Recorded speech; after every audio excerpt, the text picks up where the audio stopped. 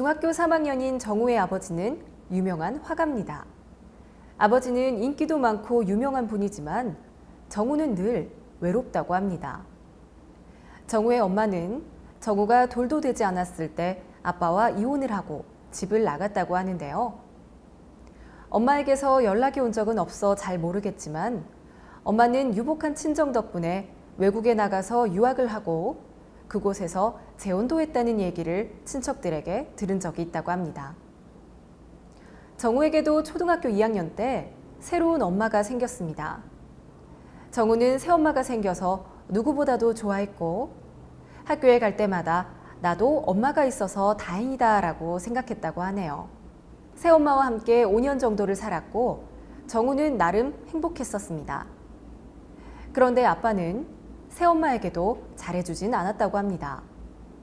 이 새엄마와 아빠는 자주 싸웠고 새엄마는 지쳐서 정우가 중학교 1학년 때 결국 집을 나가고 말았다고 합니다.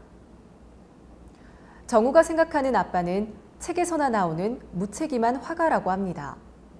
이 그림을 전시하기도 하고 강의를 하기도 하지만 정우는 아빠가 화가라는 사실이 싫다고 말합니다. 다른 가족처럼 아빠는 회사를 다니고 엄마는 집에 있는 것이 정우의 꿈이라고 합니다. 정우는 중학교 2학년 때 3층 아파트에서 뛰어내렸다고 합니다. 너무나 다행스럽게 목숨을 잃진 않았지만 6개월을 병원에 있어야 했고 공부는 그때부터 포기했다고 합니다. 정우는 세상은 정말로 허무하다고 합니다. 그럼 정우의 이야기를 들어볼까요? 아빠도 불쌍한 사람이에요. 외롭지 않았겠어요? 그렇지만 아빠는 자기가 판 무덤에 빠진 거예요. 두 엄마가 모두 아빠에게서 떠났어요. 덕분에 나도 버려졌어요. 나는 아빠를 싫어하지는 않아요. 하지만 아빠 옆에서 이렇게 살기도 싫어요. 집에서 뛰어내린 건 순간적으로 한 행동이에요. 이제 그러진 않을게요.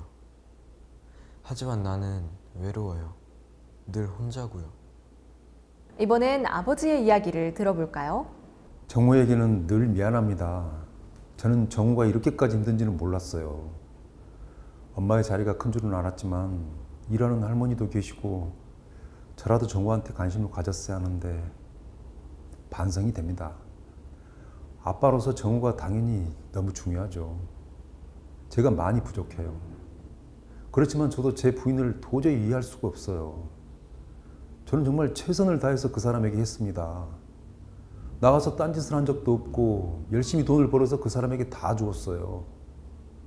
제가 방랑벽이 있어서 연락을 자주 안 하기는 하지만 그것이 이렇게 매장하게 떠날 일인가요? 저도 사실 마음이 분노가 많이 남아있어요.